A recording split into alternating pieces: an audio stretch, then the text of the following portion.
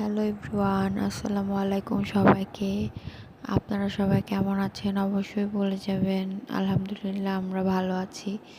আজকে আমি রান্না করেছিলাম মুরগির মাংস রান্না করব, তাই রেসিপিটা আপনাদের সঙ্গে শেয়ার করলাম।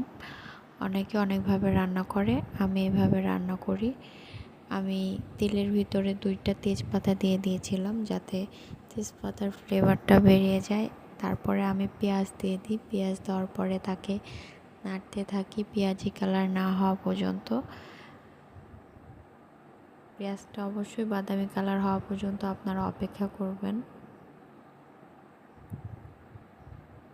এর ভিতর আমি গরম মশলা দিয়ে দিলাম, লং, দারচিনি, এলাচ,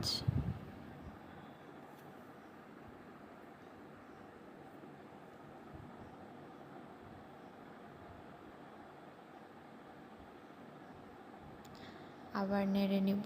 বাদামি কালার হওয়া পর্যন্ত আমরা অপেক্ষা করব।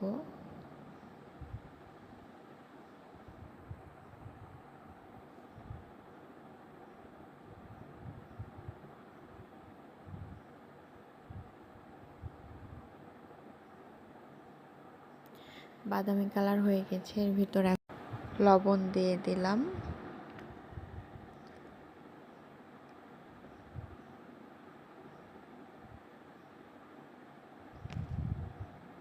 এরপরে হলুদ দিয়ে দিলাম।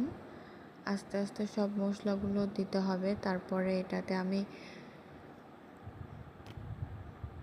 আসলে তখন ভিডিও করেছি তো তাই বুঝতে পারছি না কখন কি দিয়েছি। ধনিয়া গুঁড়া দিলাম। এটা একটা সমস্যা, সঙ্গে সঙ্গে না ভয়েস ওভার দিলে পরে সেটা আসলে বোঝা যায় না, এটাই একটা সমস্যা। তারপরে মরিচের গুঁড়া দিয়ে দিলাম আর আদা রসুন বাটাটা দিয়ে দিলাম আমি। তারপরে পানি দিয়ে দিলাম। এখন মশলাটাকে কষিয়ে নেব।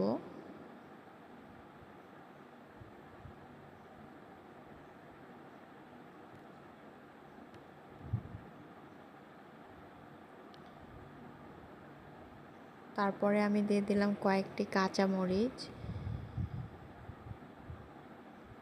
মশলাটা কষানো হয়ে গেছে, এখন আমরা মাংস দিয়ে দিলাম। মাংসটাতে আপনারা একটু লেবু দিয়ে মেখে রাখবেন ধোয়ার পরে, তাহলে মাংসটা খেতে আরও মজা হয়। কিছুক্ষণ নেড়ে নেব। মুরগির মাংস রান্না করতে আসলে বেশি সময় লাগে না, তাড়াতাড়ি হয়ে যায়।